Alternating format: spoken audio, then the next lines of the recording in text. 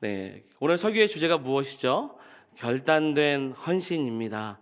네, 오늘 예화를 먼저 하나 좀 드리고 말씀을 좀 전해 보겠습니다. 겨울을 맞이했던 철새들이요, 추위를 피해서 따뜻한 지역으로 이동하기로 결정을 했습니다. 정이 든 곳을 떠나는 것은 쉽지 않았습니다. 전날 밤 너무 섭섭해서 그것을 달래려고 이 새들이 모여서 파티를 열었습니다. 이게 예화입니다. 예, 새들은 온갖 맛있는 음식을 차려놓고 먹으면서 다음 날 이 장거리 비행을 떠나기 위해서 에너지를 비축하면서 오늘 만찬을 누리고 있었습니다. 그런데 구석에 앉아 있었던 한 새가 갑자기 대장새에게 나타나서 자기는 내일 떠나지 않겠다고 말을 하는 것입니다. 왜냐하면 막상 파티를 보고 먹여 앞에 있는 음식들을 보니 아쉬운 마음이 들었던 것입니다. 아직도 이렇게 먹을 것이 많은데 지금 떠나는 것이 너무 아쉬우니 자기는 지금 떠나지 않겠다라고 말합니다. 나중에 후발대가 있을 때 다른 그룹의 새들과 같이 가겠다고 이야기를 하는 겁니다. 결국 그 새는 자신의 무리에서 따로 떨어져 주변의 맛있는 음식을 한껏 즐기며 먹고 지냈습니다. 이제 어느덧 후발대가 출발할 때가 되었습니다. 그런데 그 새는 너무 열심히 배만 채웠던 탓에 살이 쪄서 높이 날아올 수 없게 되었습니다. 그리고 후발대는 자신과 전혀 관계없는 새들이니 기다려주지 않고 어쩔 수 없이 그 새를 버려둔 채 떠나게 되었습니다. 결국 그 새는 혹한 겨울에 홀로 얼어 죽고 말았습니다. 예, 이런 예화입니다. 여러분, 예화는요, 항상 교훈과 주제가 있습니다. 여러분, 이 예화의 주제는 무엇일까요? 어떤 교훈이 있을까요? 많이 먹으면 못 난다? 뭐 이런 걸까요? 그러진 않을 겁니다. 이 예화의 교훈은 주어진 환경이 아무리 좋아도 다음을 위해서는 미련 없이 결단을 해야 된다는 겁니다. 지금까지 누렸던 것을 다음을 위해서는 멈추고 또 떠나야 된다는 것이죠. 주제라고 이야기할 수 있다면 그것은 결단할 시기를 놓쳐서는 안 된다라는 거예요. 항상 어떤 일을 하든지 여러분 결단이 필요합니다. 우리 성지동 교회 예배는요, 항상 말씀 후에 결단 찬양과 결단 기도를 바로 그 자리에서 합니다. 오늘도 하지요. 이유는 하나님의 말씀을 듣고 마음에 감동이 있을 때 바로 결단하는 것이 가장 좋기 때문입니다. 여러분, 말씀을 들을 때마다 하나님 앞에 나의 삶을 드리는 결단이 있는 성도가 되기를 주의 이름으로 축원드립니다. 예, 오늘 말씀도 같은 내용입니다. 느헤미야서의 말씀에 보니요, 하나님의 말씀을 듣고 마음의 회개가 있었던 그들이, 그 이스라엘 백성들이 가장 먼저 행했던 일이 무엇이냐면 결단하는 일이었습니다. 오늘 말씀을 통해 그들이 어떠한 결단을 했는지, 그리고 왜 그렇게 결단을 했는지 함께 살펴보면서 임명받은 그 믿음 안에서 우리가 더 가까이 하나님 앞에 결단의 헌신이 있는 성도가 되기를 소망합니다. 네, 오늘 내용은 느헤미야 11장 전체입니다. 그리고 이어서 12장까지의 내용이에요. 제가 좀 빠르게 설명하겠습니다. 느헤미야서의 역사적인 이야기를 간단하게 소개를 해보면, 느헤미야 시대는요, 예루살렘 성벽이 무너져 있었던 시대입니다. 그리고 이 성벽이 무너졌기 때문에 이방 나라 사람들이 침입해서 백성들을 괴롭게 합니다. 많은 식량들을 약탈해 나갑니다. 심지어 하나님의 성전이라고 말하는 예루살렘 성전 안에 있는 기구들마저도 약탈하고 뺏어가면서 하나님의 이름을 조롱하면서 모욕하는 것입니다. 그래서 예루살렘 성 안에 사는 사람들은 너무 힘들어서 하나 둘씩 그 예루살렘 성 밖으로 나가기 시작합니다. 그래서 지금 그들에게 필요한 것은 예루살렘 성벽의 재건이었습니다. 우리가 지금 11장을 보고 있기 때문에요, 이미 마침내 예루살렘 성벽은 다 재건이 되었습니다. 그러나 그 후에 성벽이 완성이 됐으나 이전에 성을 떠났던 사람들로 인해서 그 성 안에 살 입주자들이 없는 것입니다. 이게 지금 큰 문제가 되었습니다.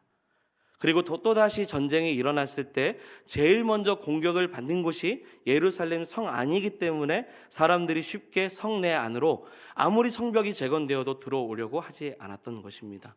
그런 위험이 있었던 거죠. 그래서 결국 느헤미야는요, 이 문제를 해결하기 위해서 백성들을 다 모았습니다. 그리고 나서 제비를 뽑아서 공정하게 입주자를 선정하기 시작을 합니다. 그것이 오늘 11장 1절의 말씀이에요. 같이 한 번 더 읽어보도록 하겠습니다. 읽겠습니다. 백성의 지도자들은 예루살렘에 거주하고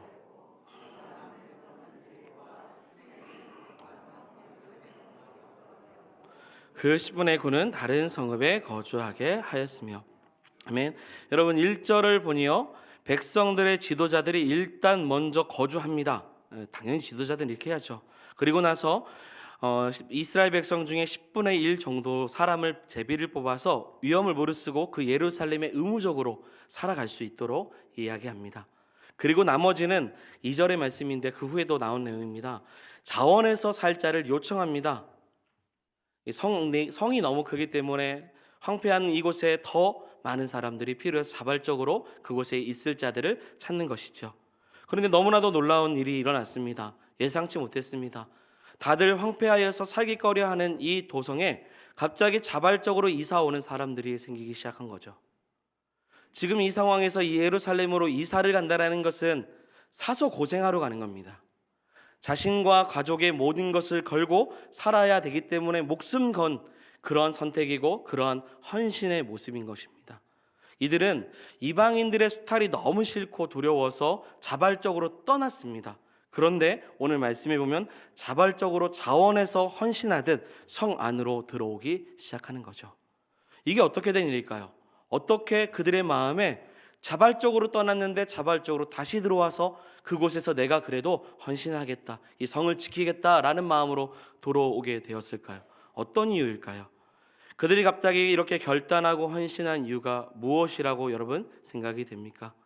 바로 그것은요, 제가 상반기 때 나눴던 말씀입니다. 느헤미야서 8장 수문학 광장에서 학사 에스라와 느헤미야를 통해서 하나님의 말씀에 은혜를 받았어요. 은혜를 받고 성벽 재건을 통해서 주시는 하나님의 그 은혜 앞에서 너무나도 은혜가 커서 즉각적인 결단을 하기 시작하고 결단된 헌신을 주 앞에 드리기로 나아간 것입니다. 느헤미야서 9장 38절 말씀입니다. 같이 한번 읽어보도록 하겠습니다. 9장 38절입니다. 없을까요? 네, 같이 읽겠습니다. 우리가 이 모든 일로 말미암아 이제 견고한 언약을 세워 기록하고 우리의 방백들과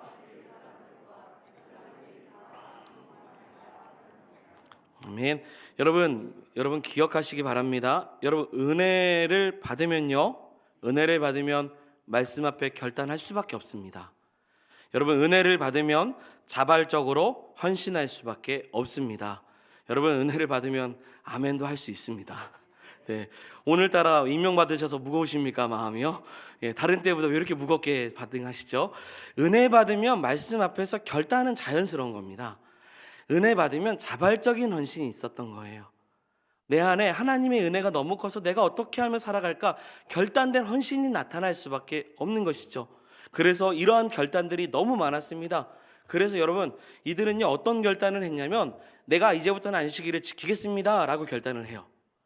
이방 족속과 결혼하지 않겠습니다 라고 결단을 합니다. 성전세를 바치겠습니다. 성전에 필요한 물건들을 내가 드리겠습니다. 생업의 첫 소생을 주님 앞에 드리겠습니다. 11조를 드리겠습니다. 이러한 결단을 은혜 받는 가운데 하나님 앞에 나아간 것입니다. 마찬가지입니다. 1절에 예루살렘 성내에 살도록 제비를 뽑았으나 막상 더 성내가 넓기에 자원자들이 필요했고 그런 가운데 추가로 모집했는데 이러한 결단된 헌신을 가진 사람들이 내 생명을 아끼지 않고 지금 예루살렘 성 안으로 들어오기 시작한 것입니다. 느헤미야는요 이러한 헌신의 아름다움을 인정했어요. 그래서 11장 3절 이하에 보면 자원에서 결단했던 그 헌신자들의 리스트를 기록하기 시작합니다. 그리고 이 헌신이 너무나도 아름다워서 그들의 이름과 어디서 어떤 헌신을 했는지를 느헤미야는 꼼꼼히 기록하고 있는 것입니다. 그것이 11장, 12장입니다. 그러면 느헤미야가 성경에 꼼꼼히 헌신했던 그들의 모습과 그들의 사역이 무엇인가를 우리는 함께 살펴보면서 오늘 말씀을 나아가기 원합니다. 첫 번째는 무엇이냐면 같이 넘겨주시고 집중해 주세요. 넘겨주세요. 같이 읽겠습니다. 성전 사역에 대한 헌신. 11장 11절 12절에 보면 하나님 전에서 일하는 자가요 예루살렘 성 안에 들어와서 성전에서 일하는 형제만 822명이었습니다. 여러분 대단한 숫자입니다. 대단한 헌신이에요.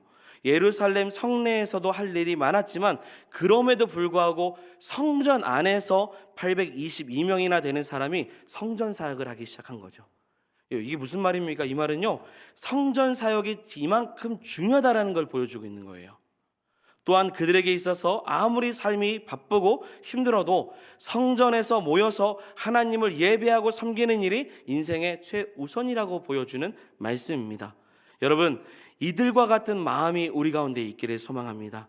우리 인생의 예배가 첫 번째입니다. 최우선이 돼야 돼요. 예배를 통하여서 내 인생을 어떻게 인도하실지를 생각해 봐야 됩니다. 그래서 이 성전을 섬기는 일에 형제들이 앞다투어서 지금 자원하고 있는 모습을 가지고 있는 겁니다. 오늘날 우리는 어떻습니까? 구약 시대의 성전 개념이 신약 시대에 살아가는 우리에게 그대로 적용되지는 않지만 여러분, 반드시 기억할 일이 있습니다. 그것은 예배는 그 무엇보다 중요합니다. 예배는 그 무엇보다 중요할 수밖에 없습니다. 천국에서 우리가 가서 가장 하나님 앞에 날마다 해야 되는 일도 예배입니다. 그것은 의무이자 특권이에요. 예배는 정말 귀하기 때문에 예배를 예배답게 드리기 위해 헌신하는 일은 하나님께서 기뻐하시는 일입니다. 내게 주어진 예배 사역에 대한 책임을요, 우리는 막중하게 생각을 해야 됩니다. 여러분들 중에서 예배 사역에 임명을 받으신 분들이 이 자리에 있습니다. 어떤 사람은 찬양대로, 어떤 사람은 찬양단으로, 헌금위원으로, 기도자로, 반주자로 예배의 다양한 모습을 섬기는 자로 하나님께서 오늘 임명하셨습니다. 여러분, 예배는 책임이 막중한 자리입니다. 예배를 준비하는 사람은 자원하는 마음으로 열심으로 주를 섬겨야 합니다. 왜냐하면 예배는 하나님이 받으시는 것이기 때문입니다.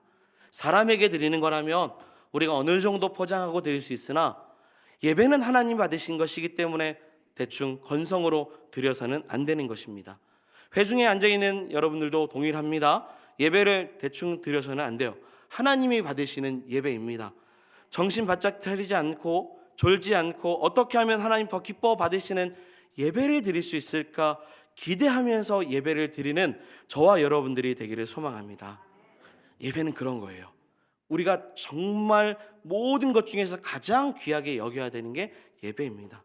또한 예배 사역은요, 성실성이 따릅니다. 내가 서고 싶다고 해서 서고 내가 하고 싶다고 하는 것이 아닙니다.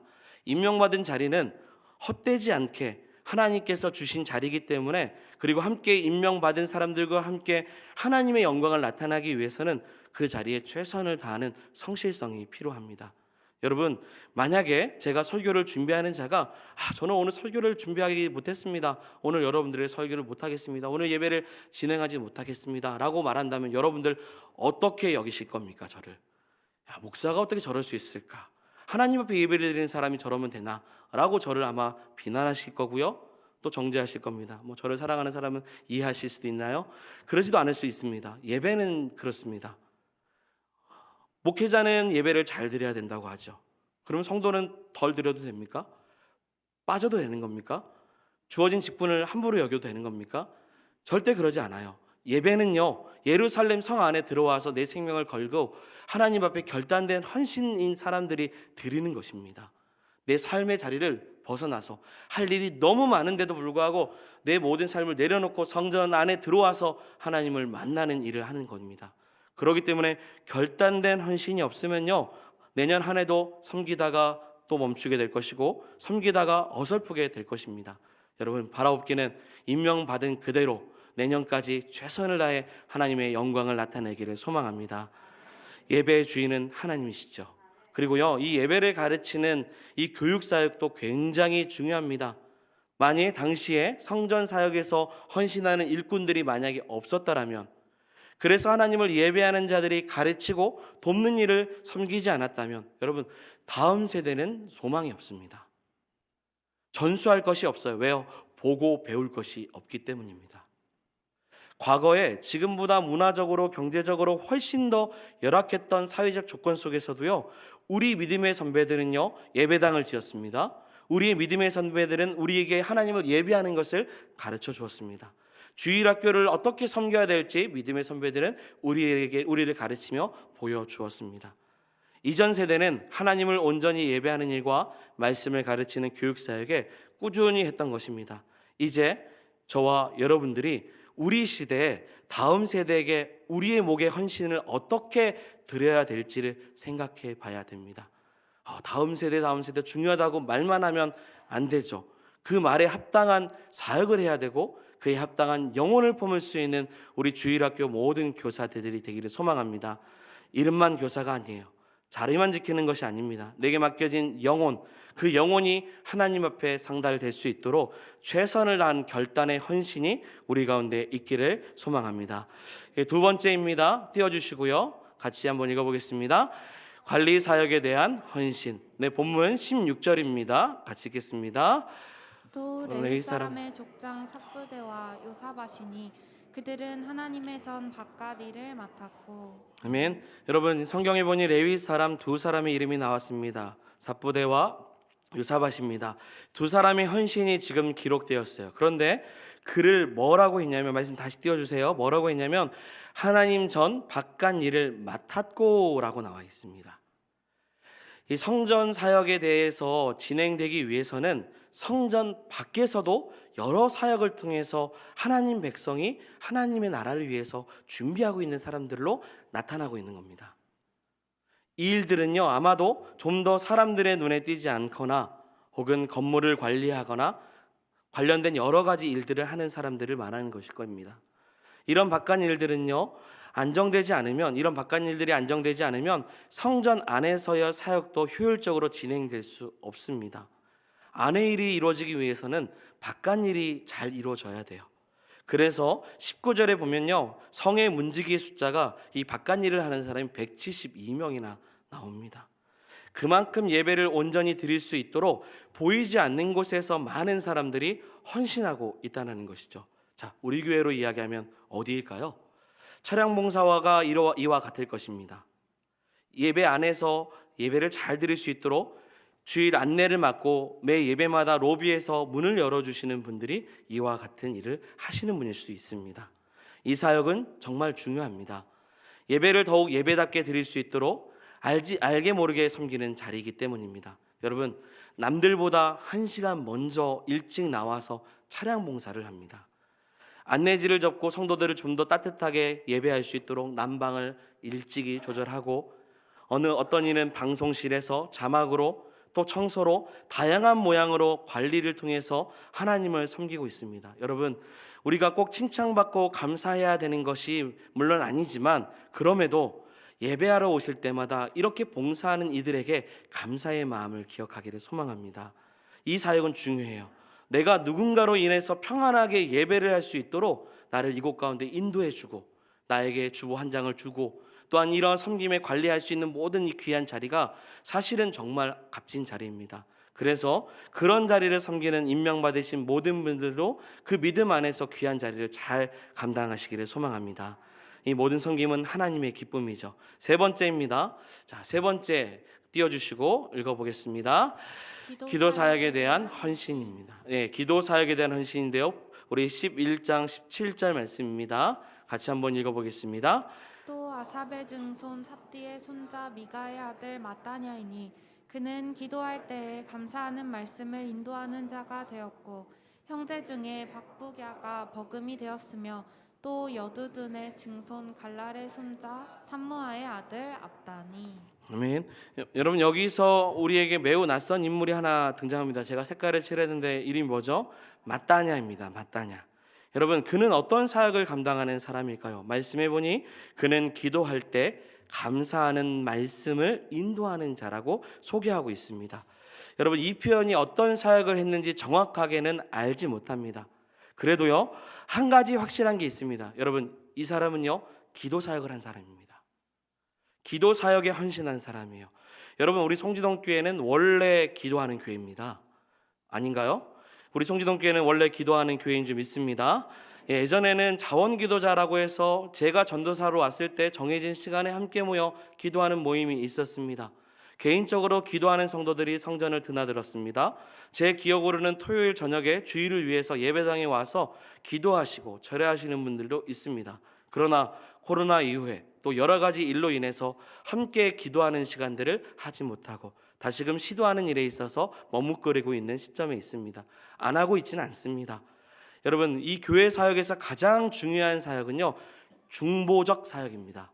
그리스도께서 우리를 위해서 중보자가 되어주신 것처럼 그리스도께서 행하셨던 일을 동일하게 할 수 없으나 누군가를 위해서 교회를 위해서, 내가 사랑하는 교회와 목사와 공동체와 다음 세대와 열방을 위해서 이 기도하는 것이 교회에서 굉장히 중요한 사역입니다. 교회를 성장케 하는 것 중에서 기도 없이 성장하는 교회는 없습니다. 지금은 대신 개인적으로 오셔서 기도하는 분들도 있지만 그렇게 공동으로 기도하는 시간이 없어서 새벽에 요일마다 기도합니다. 월요일은 무슨 기도 제목, 화요일은 무슨 기도 제목, 그렇게 공동 기도 제목을 같이 나눕니다. 금요 기도 때도요, 개인 기도 제목만 하지 않습니다. 교회 기도 제목을 같이 함께 나누며 공동 기도 제목을 나누고 있습니다. 여러분, 이런 기도 사역을 하고 있으나 사랑하는 여러분, 우리 교회는 다시 시작해야 됩니다. 새해가 시작되면 내년에는 어떻게 더 효과적으로 자원 기도자를 통해서 하나님께서 주신 자리 가운데 기도할 수 있을지를 발견해야 됩니다. 기도 없이는 잘할 수 없습니다. 기도 없이는 평안할 수가 없어요. 교회는 기도 없이는 아무것도 할 수 없습니다. 그래서 기도 자리를 통해서 여러분, 정말로 마따냐와 같이 교회를 살리고 예배를 살리고 목회자를 살리고 모든 일을 살리는 그러한 성도가 되기를 소망합니다. 그래서 오늘은 임명받았지만 우리가 또 결단하는 시간이 있어요. 우리가 이 연말과 또 새해를 맞이할 때 그렇게 자원 기도하는 결단의 자리 가운데 작정하시고 또 함께 기도하시기를 바랍니다. 네 번째, 마지막입니다. 이제 말씀인데요, 마지막인데요. 같이 한번 읽어보겠습니다.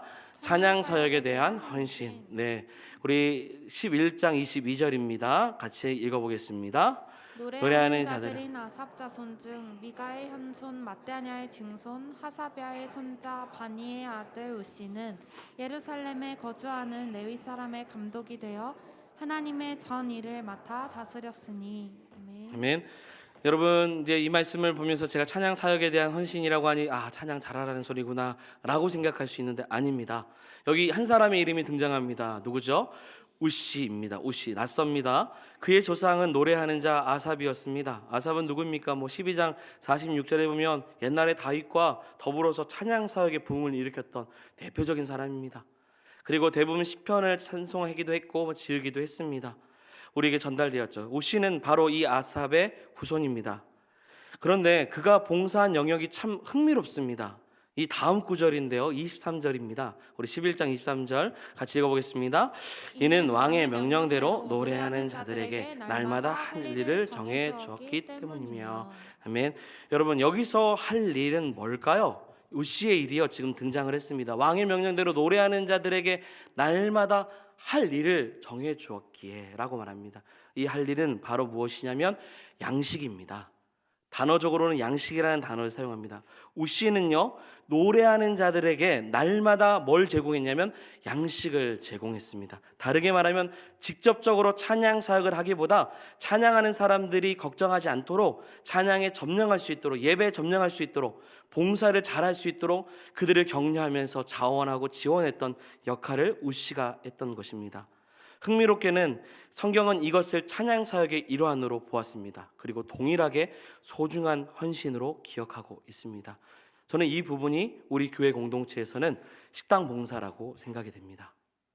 모든 성도들의 영육간에 하나님을 더 뜨겁게 예배하는, 그 예배할 수 있도록 귀한 그 식사 자리를 준비하는 모든 우리 식당 봉사자들은 다 찬양 사역의 일환, 우시와 같은 사람인 줄 믿습니다. 공동체에서 없어서는 안 되는 귀한 사역이에요. 또 그만큼 힘든 사역입니다. 내년에는 교회 공동체가 이 귀한 사역을 더 잘 감당할 수 있도록 새로운 방안들을 함께 모색하고 또 발견하려고 합니다. 그리고 새로운 분들이 섬길 수 있도록 교회에서 우시들을 발견하고 그리고 이 일을 세워나간 일에 최선을 다하려고 합니다.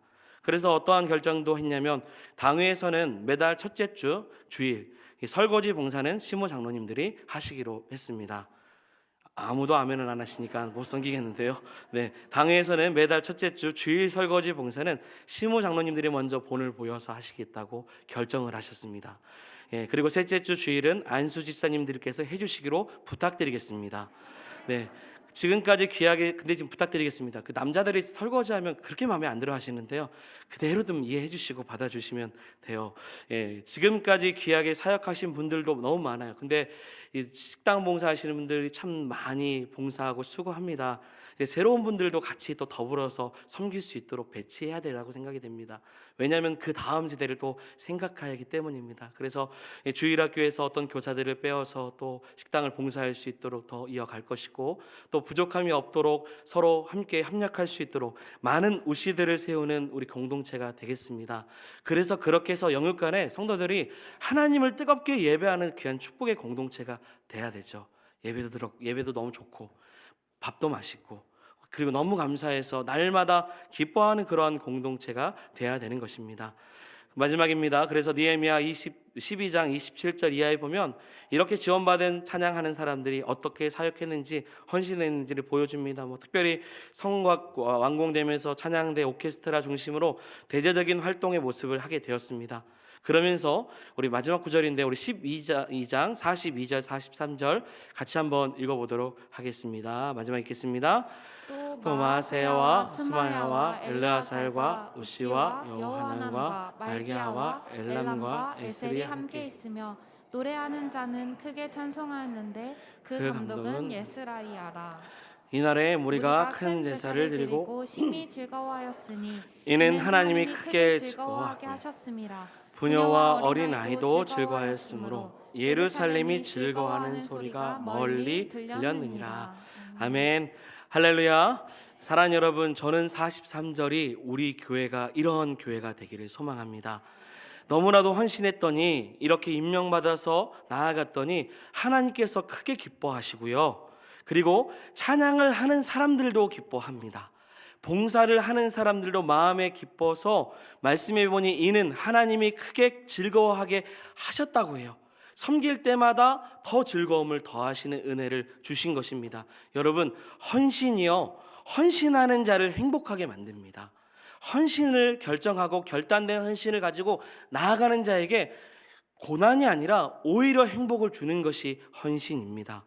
그렇기 때문에 하나님께서 크게 즐거워할 수 있도록 만들어 주세요.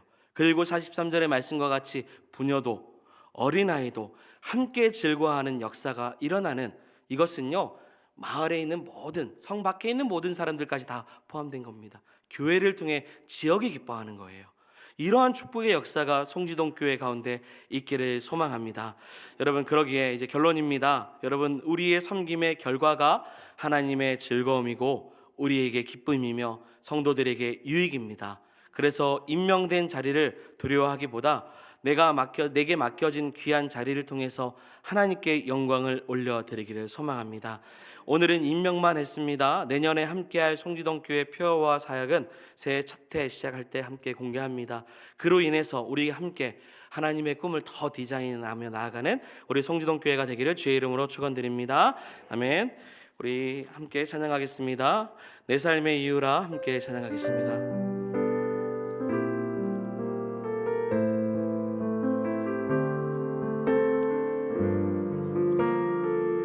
우리 결단된 헌신을 가지고 함께 고백하겠습니다. 예수는 내 힘이요, 예수는 내 힘이요, 나의 기쁨 내 참 소망, 그 이름의 생명이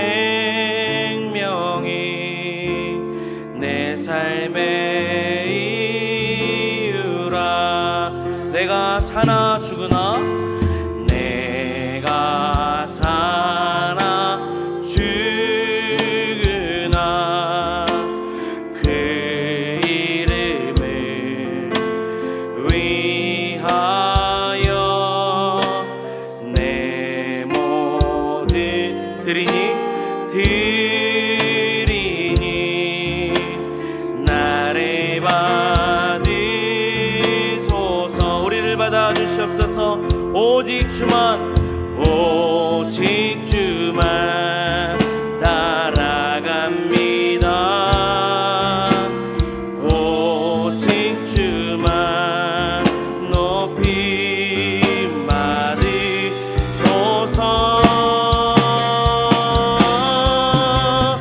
내 평생에 그